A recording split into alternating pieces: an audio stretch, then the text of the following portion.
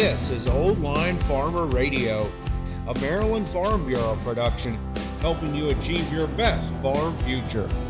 Hello, and welcome to Old Line Farmer Radio. My name is Kendall Abruzzese, Regional Field Manager at Maryland Farm Bureau, and I'm your host this week. It's currently May 22nd, and the estimated average price of corn in Maryland is $4.88 per bushel, and the estimated average price of soybeans is at $10.14 per bushel. This is a 19-cent dip from last week, where we saw the highest soybean prices since February. Do you want more in-depth information related to agricultural markets? Our friends at StoneX can help. StoneX's partnership with the Maryland Farm Bureau brings powerful risk management tools to members to help navigate market volatility with confidence. Through this collaboration, farmers gain access to expert insights and education, as well as technology that places market information directly into their hands through the StoneX Farm Advantage app. By leveraging StoneX's broad market expertise and the Farm Bureau's commitment to agricultural success, members can make informed decisions, mitigate risks, and maximize profitability. Maryland Farm Bureau members can take advantage of this partnership by participating in complimentary education opportunities and by downloading the StoneX Farm Advantage app and entering the promo code MDFB. StoneX also offers a 10% discount on premium market intelligence packages just for members. Farm Advantage is a product owned and operated by StoneX Group, Inc. All intellectual property rights associated with Farm Advantage are the exclusive property of StoneX Group, Inc. Let's check out a couple of headlines from this week. Maryland Farm Bureau is pleased to share that the Public Service Commission has granted our petition to intervene in the proposed case against the Maryland Piedmont Reliability Project. The PSC agreed that our members deserve a direct voice in decisions that impact their land and livelihoods. Our Executive Director, Parker Welch, joined WJZ-TV to discuss why this action is important for Maryland farmers. The issue of energy generation and transmission very much has been a statewide conversation. Our opposition to its core is to protect prime and productive farmland, land that's already under pressure for solar development, suburban sprawl, and other competing land interests. Maryland Farm Bureau was joined in the filing by the Baltimore, Carroll, and Frederick County Farm Bureaus. This week, USDA Secretary Brooke Rollins released a proposed policy package to support small family farms across the country. The package includes streamlining of application processes, improving reliable access to credit, farmland and markets, and appropriate business planning tools. AFBF applauded the Secretary's direction, adding that nearly 90% of farms in America are classified as small farms, and almost all of them are family-owned. University of Maryland has announced Wendy Powers as the new Dean of the College of Agriculture and Natural Resources. In this role, she will serve as Director of the Agricultural Experiment Station and University of Maryland Extension Office. Powers comes to University of Maryland after serving as the Dean of Washington State University's Agricultural Program. Her tenure begins July 1st, 2025. Michelle Miller, also known as the Farm Babe on social media, uses the power of influence to push back against online misinformation on the food and agricultural sector to her nearly 500,000 social media followers. Parker Welch speaks to her on how farmers can do the same in their online communities. Well, welcome back to Old Line Farmer. Today we have a guest who probably looks familiar to most of you or some of you if you attended our annual convention. We have Michelle Miller, the Farm Babe, who was our keynote speaker at our Next Gen Summit. And we were just chatting. It's been about 6 months since we last saw each other. So we'll catch up and ask you a few questions. What was your key takeaways from speaking with young farmers in Maryland, and how would you say your overall, how do you enjoy your time here in the Old Line State?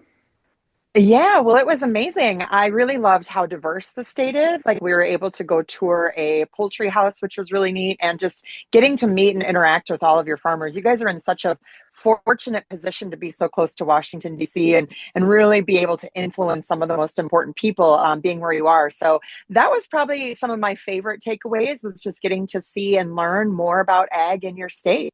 So while you were out here visiting Maryland, you got to go to a poultry house and go inside. And often I find that, like, even as being close to agriculture as I am, I've only ever been in a chicken house twice. So, what were any key, takeaways, or how did you find that experience? Well, I found the experience amazing. And I think one of the reasons why you've only been in a poultry house a couple times, or why a lot of us have been to very, very few, is because they take biosecurity so seriously. And so I think that's one thing as my takeaways. It's just how much care, both preventative and on site, is there to care for these chickens. And they raise, gosh, tens of thousands of organic chickens for Purdue. So getting to meet with the farmers as well as Mike from Purdue, the chicken poultry company. It was really neat to see and learn about the different ways that chickens can be enriched with their natural behaviors, whether they choose to, climb up some things or hide under some things, and just how much progress we've made in terms of feed efficiency, cleanliness, water, biosecurity. Obviously, in organic, antibiotics are not allowed, but you can find now through progression of genetics and care, a lot of non-organic farms have done away with antibiotics too. So I think there's a true testament to just how far we've come to raise bigger birds with fewer resources, and being able to see that firsthand, and with the camera crew, and share that story was really incredible. So I'm really passionate about myth busting. So to be able to tell people, hey, there's no such thing as added hormones in chicken. It's just a marketing label that doesn't really mean anything. And it's all antibiotic free, because even if there are antibiotics, there's a withdrawal period before they can go to market. So I think just a lot of that with genetics and comfort, having access to the outdoors, and whatever works for specific labels of raising chicken or anything else is a really cool story to tell. So I love getting to see that firsthand and share with my followers. Yeah, no, I appreciate that. Yeah, the biosecurity, obviously we have high path avian influenza that seems Hmm. comes back frequently, and we're able to really manage it well here on the Delmarva Peninsula thanks to all the biosecurity measures. So speaking of traveling, I feel like, following you on social media, it's always kind of like makes me think of like, where in the world is Carmen Sandiego? Where in the world is Farm Babe? As you're traveling across the country to speak, what often surprises you most about agriculture across the US? Just anything that surprises you on your travels.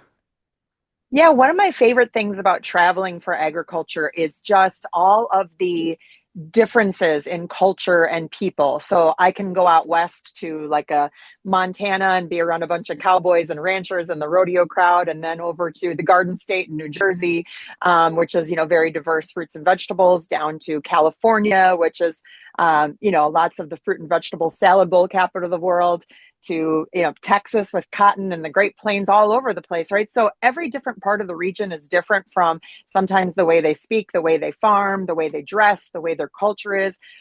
We're so fortunate in America, it almost feels like we have 30 different countries in one country with just how diverse it is. So that's my favorite part of traveling, is just learning and sharing the story of where our food comes from, because what works for a farmer in Texas might not work for a farmer in Maryland or Michigan or anywhere else. And so it's about learning and opening our minds to new ideas and different types of people and agriculture.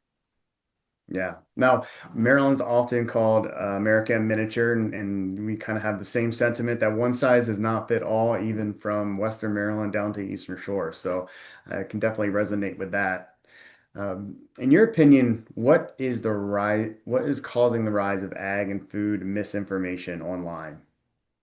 Well, there is a lot of money to be made off of consumer fear, and also with different special rights or animal rights or special interest groups. So, for example, a lot of the animal rights vegan activists, you look at somebody like a PETA, right? I mean, they're not exactly broke. HSUS spends over $140 million a year lobbying against animal agriculture to try to get people to give up meat and go vegan. There's the organic movement, the non-GMO movement. And they are very well funded. So a lot of the misinformation fear sells. So by saying, conventionally raised foods and GMOs, they're just toxic and drenched in all these chemicals, buy organic for 3 times the price. But then they don't tell you that organic can still use pesticides. And I'm not going to say one method is better or worse than the other. We need every farm and every shape and size. They all play a very special role. But we have to stop slinging mud and misinformation to try to get people to buy into a different ideology. So I think that's where a lot of it comes from, is who is doing the pay for play in which sector. You look at something like Hollywood, when you've got Natalie Portman and Leonardo DiCaprio and Arnold Schwarzenegger and all of these people that are very much pushing, this negative connotation, because a lot of the people feeding them the ideas are people that hear without actually diving in. And there's too many people telling the farmer's story without have been with. There's too many people that are telling the farmer's story, even though they've never been a farmer or rancher, if that makes sense. Yeah, that makes complete sense. And you queued it up, a perfect segue there for the next question about how farmers can successfully push back online against this kind of misinformation. Yeah, online is the best and number one way to reach millions of people for free with the click of a button. So, absolutely. I think sometimes farmers and ranchers are disconnected from the disconnect, where they're not maybe in touch with, what it's like to go shopping and for groceries in downtown LA or New York City.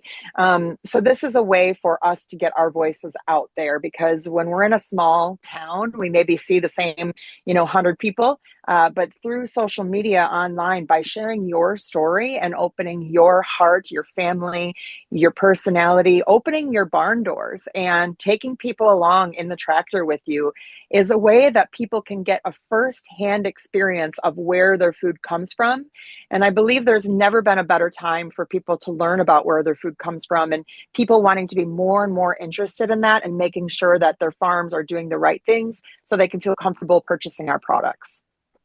Well, it brings up a good point and conversation piece. I think, when we look at consumer trends, it's maybe sometimes, and I don't know if you agree with this or not along your travels, but like how your food is grown is important, but also I think the growing movement of like who's growing your food is important to a lot of consumers as well. We talked a lot about the power of influence while you were here at the Next Gen Summit. So how can farmers use that to successfully tell their stories? Yeah, farmers are in a very interesting position um, of power and trust. So, farmers and ranchers make up less than 2% of the population of North America. However, they are in a very interesting position where people trust farmers and ranchers. And so, I think sometimes uh, farmers are very humble people. They might say something like, "Well, I'm just a farmer." But you're so much more than that. Without farmers, we have nothing. We don't have food or drinks or clothes on our back or anything. And so I think just realizing the power of influence through the power of your own voice. Sometimes you can look at somebody very powerful, like a politician or an Elon Musk or something like that. But do they reach a lot of people? Absolutely. But so can we. If we come together and share our stories collectively and collaboratively, we can move mountains. We can influence large corporations and improve perception and policy. We just have to believe in ourselves and come together, and don't be shy. It can be a little bit overwhelming or intimidating sometimes to share your story, but I promise you, the more you do it, the easier it becomes. And if we're not speaking up about it, who will? Yeah, no, I love that. Improve perception and policy. I might have to steal that and use that because no, I think that's what we work hard to do every day here at Maryland Farm Bureau and farm bureaus across the country. So, what any place exciting you're headed to shortly that we should be on the lookout for? Well, I'm always on the road, but today I'm in North Dakota and it's not that exciting because it's like 35 degrees and very cold and rainy. So I'm in a lot of cold weather climates before I go back to Florida a little bit, but I'm always traveling and on the road. I think one thing I'm excited about is the farm cruise. We're doing our second annual farm cruise, January 29th through February 2nd, which is from Galveston, Texas to Cozumel, Mexico. And this is the world's first floating farm conference. So I'm pretty excited to go somewhere tropical in January. Hope you guys join us, farmcruise.com, with the ability to learn about agriculture in Cozumel and connect with fellow farmers through farm themed games and events and excursions and trivia nights, games, contest speakers, all sorts of good stuff. So I'm bringing the fun of a vacation and connecting that with farmers, ranchers, social media influencers in agriculture, and some powerful voices to come together and have fun while also learning something in the process. Well, we really appreciate having you today. Thanks for joining us, and we'll be keeping an eye out on all your adventures on social media. Sounds good. Thanks for having me. With that, please give us a rating and review. And if you learned something today, please share this podcast with your friends. Old Line Farmer Radio is a production of Maryland Farm Bureau. Produced by Jeb Burchick, contributions this week from Parker Welch and Kendall Abrazizi.